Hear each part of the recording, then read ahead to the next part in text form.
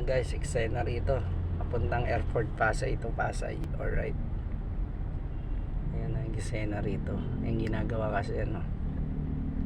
So matatraffic ka rito mga 30 minutes. Alright, 30 minutos, ganun katagal. Alright, kasi hindi pa tapos tong ginagawa. Ayan. Shoutout sa lahat ng subscriber natin. Alright, shoutout kay Kamangyan. Alright, kay Miss Jean Bilog, lalo kay Miss Ibana Alawi. Alright, yan yung mga ano, mga vlogger na nakakatulong. Alright, namimigay sila, namimigay. Alright,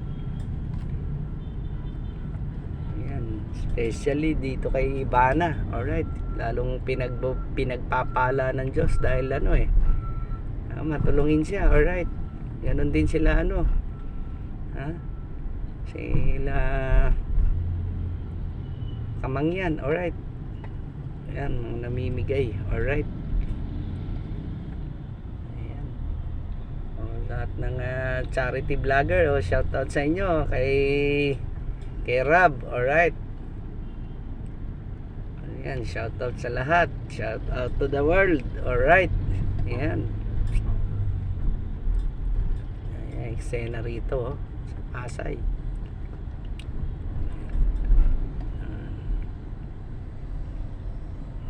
Ayan, alright. Ayan, stoplight yan ka dyan. Yan, alright. Pagdating sa kanto kanan, pagdating ulit dun sa may kanto Pasay kaliwa. Alright, ayan, eksena dito sa airport, papuntang airport. Alright, hindi pa natatapos tong ginagawang rampa rito. Yan, galing ka Skyway yan, bababa ka sa Pasay EDSA. Alright, siguro 2 lane yan, pwedeng umakyat, pwedeng bumaba, hindi lang natin alam. Baka pababa lang yan, paakyat wala. Kasi parang isang sasakyan lang ang kasya dyan. Tingin ko paakyat yan, galing kang EDSA, akyat ka dyan, pwede siguro. Alright, para maiwasan yung traffic dito sa baba. Entry yan, palagay ko lang or exit yan.